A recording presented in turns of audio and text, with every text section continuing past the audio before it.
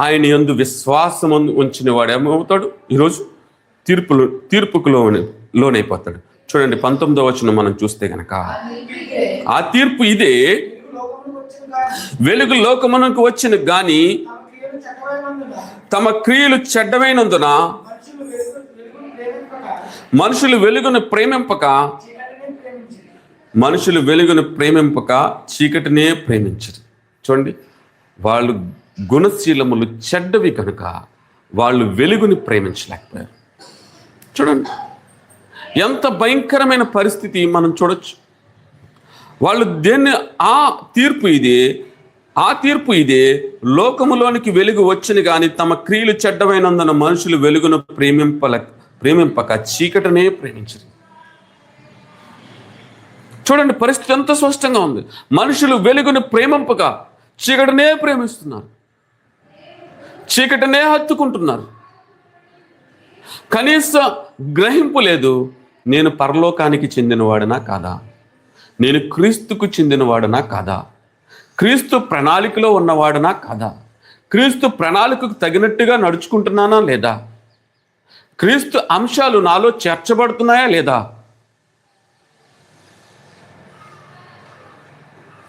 క్రీస్తు గుణగుణాలకు నేను ఎంత మటుకు యోగ్యతను సంపాదించుకున్నాను అని ఇంతవరకు ఆలోచన చేసే విశ్వాస క్రమాన్ని మనం చూడలేకపోతున్నాం. ఇంతవరకు ఆలోచన చేసే విశ్వాస క్రమాన్ని మనం చూడలేకపోతున్నాం. ప్రతి వారం వర్తమానం వినటానికి ఇష్టపడుతున్నాం, కానీ ప్రతి వారం మన హృదయాన్ని సరిచేసుకోవటానికి మాత్రం ఇష్టపడలేదు.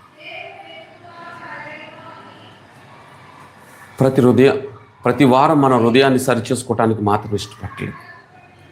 చూడండి ఎంత వ్యత్యాసం మనకు కనపడుతుందో. నువ్వు వెలుగును ద్వేషిస్తున్నావంటే గనక నువ్వు చీకటిని ప్రేమిస్తున్నట్టే లెక్క. నువ్వు చీకటిని ప్రేమిస్తున్నట్టే లెక్క. ఒక మనిషి, మనం రాత్రి చెప్పుకున్నాం, ఒక మనిషి చీకటిలో నుంచి తన ప్రతిరూపాన్ని చూసుకోవాలని ఆశపడుతున్నాడు. చీకటిలో ఉన్న మనిషికి తన ప్రతిరూపం కనపడుతుందా? ఆలోచించండి. చీకటిలో ఉన్న మనిషికి తన ప్రతిరూపం కనపడుతుందా? ఏమైనా అర్థమవుతుందా? అతనికి ఏ విధంగా జీవిస్తున్నాడో తెలుస్తుందా?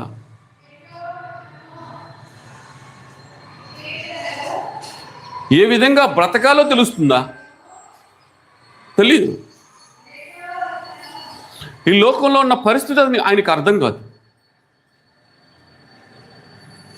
క్రీస్తు కొరకు ఎందుకు జీవించాలో అర్థం కాదు. ఏ ప్రమాణాలతో వెళ్ళాలో అర్థం కాదు. చూడండి, ఏ ప్రమాణాలతో వెళ్ళాలో అర్థం కాదు.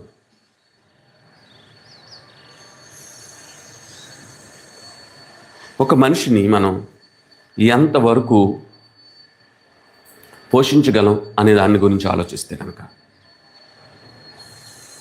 నువ్వెప్పుడైతే క్రీస్తు గుణశీలాలని, ఎప్పుడైతే నీకు క్రీస్తు ఇవ్వదలసిన సాక్ష్యాన్ని, ఎప్పుడైతే నువ్వు క్రీస్తు దగ్గర నుంచి పొందుకున్న విడుదలని, ఎప్పుడైతే ఆయన సాక్షార్థమైన జీవితాన్ని నీకు ఇవ్వబడిందో ఆ జీవితాన్ని నువ్వు కలిగి ఉంటే కనుక, నిజంగా నువ్వు కలిగి ఉంటే కనుక, నువ్వు ప్రతి ఒక్కరికి అది పంచిపెడతావు. ఎంత స్పష్టంగా అది నువ్వు ఇవ్వాలని ఆశపడతావు అంటే, ప్రతి మనిషికి, ఈ లోకంలో కనిపించే ప్రతి మనిషి ఎదుట నువ్వు సాక్ష్యార్థమే జీవిస్తావు. నిజం చెప్తున్నాను, ఆ మనసు నువ్వు కానీ సంపాదించుకుంటే కనుక నువ్వు ధన్యుడివి.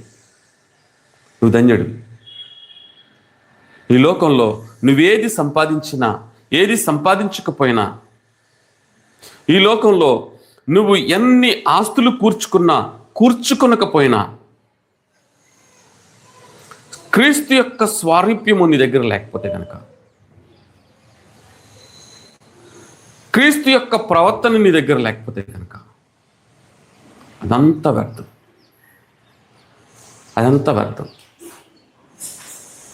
ఎందుకో తెలుసా? నువ్వు ఈ లోకంలో యాత్రికుడివి మాత్రమే.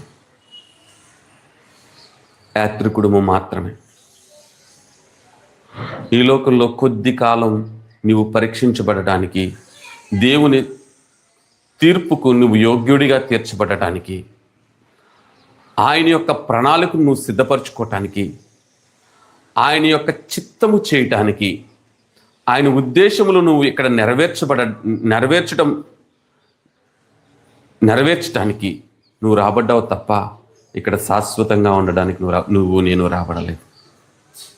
ఆలోచించేయండి. నీవు నేను ఇక్కడ శాశ్వతంగా ఉండడానికి పిలవబడలేదు.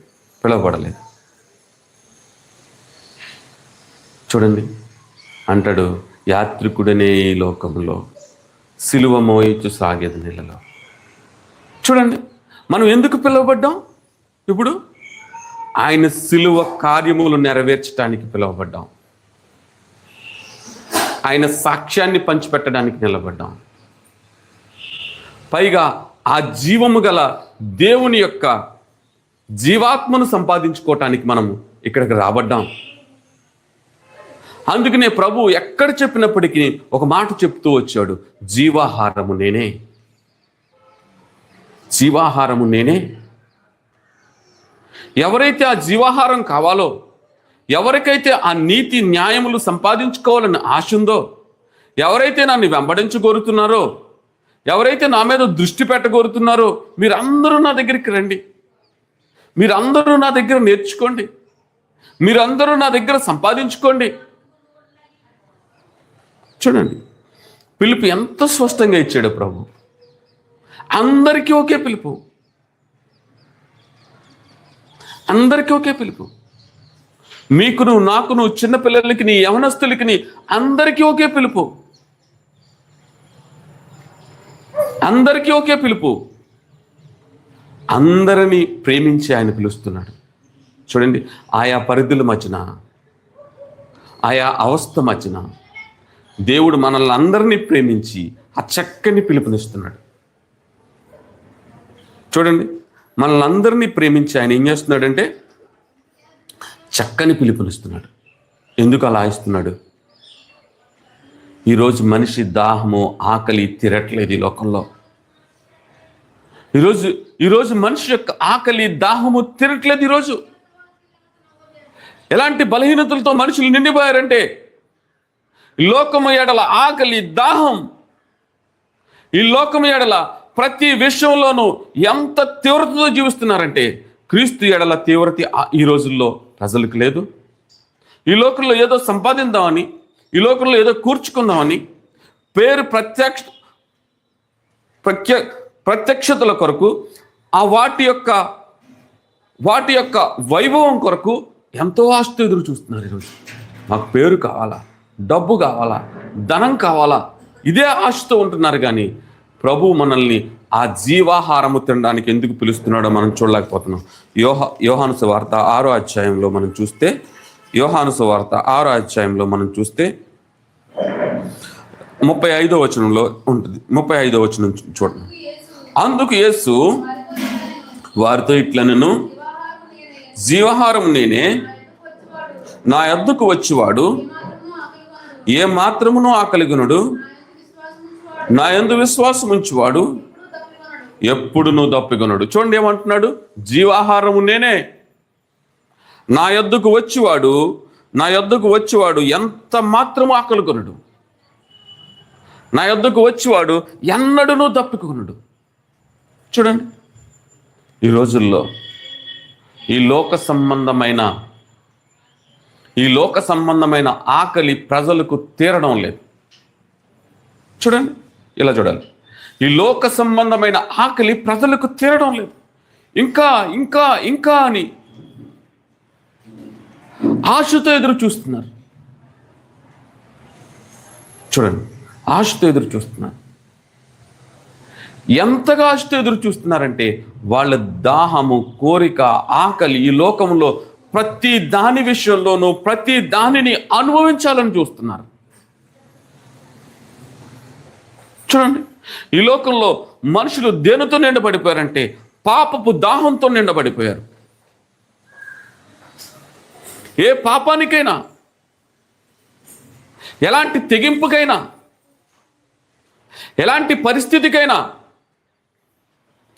ఈరోజు మనుషులు తన్ను తాను అప్పగించేసుకుంటున్నాను. చూడండి, తన్ను తాను అప్పగించేసుకుంటున్నాను. ఇది పాపమాను ఆలోచించట్లేదు, ఇది న్యాయమాను ఆలోచించట్లేదు. క్రీస్తులో నడుచుకుంటున్న మనకి ఈ పని చేయొచ్చా అని ఆలోచించేయట్లేదు, ఈ పని చేయకూడదా అని ఆలోచించేయట్లేదు. మనం మాట్లాడే జీవితం వాక్యానుసారమైనదా అని ఆలోచించేయట్లేదు, మనం ప్రవర్తించే జీవితం వాక్య సంబంధమైనదా అని ఆలోచన చేయట్లేదు. ఏమీ ఆలోచన చేయట్లేదు. ఆలోచన చేయకుండా ఈరోజు ముందుకు వెళ్ళిపోవాలని ఆశపడుతున్నాడు. రాత్రి సేవకులు అంటాడు, ఆయన పరలోకం విశాలమైనదే, పరలోకం చాలా విశాలమైనది. మనకు ఒక డౌట్ క్లారిఫై చేశారు సతీష్ రాజు గారు. పరలోకం ఎంత విశాలమైందంటే ఆకాశం ఎంత ఉంటుందో పరలోకం కూడా అంతే ఉంటుందని మనకు స్పష్టంగా చెప్పారు. మీకు గుర్తుందో లేదో నాకు తెలియదు, కానీ నాకు ఇంకా గుర్తుంది. చూడండి, దానికంటే విశాలమైనది వాక్యం. చూడండి, దాని లోతుల్లోనికి వెళ్ళి చూస్తే గనక, దాన్ని గమనించుకుంటే గనక, దాన్ని అర్థం చేసుకుంటే గనక మనకు ప్రతి విషయాన్ని బయలుపరుచుకుంటూ తీసుకువెళ్తుంది. ప్రతి విషయంలో మనకి నేర్పించుకుంటూ తీసుకువెళ్తుంది. చూడండి, మనకి ప్రతి విషయాన్ని నేర్పించుకుంటూ తీసుకువెళ్తుంది. మనం ఈ లోకంలో 2 సంవత్సరాలకో 3 సంవత్సరాలకో 4 సంవత్సరాలకో 5 సంవత్సరాలకో కొన్ని సంవత్సరాలకు పరిమితమైపోతాం. కానీ నువ్వెప్పుడైతే ఈ వాక్యం మీద కట్టబడుతూ వెళుతూ ఉంటావో, ఈ వాక్యం మీద నిర్మాణం చేసుకుంటూ వెళ్ళిపోతావో శాశ్వతంగా నిలిచిపోతావు.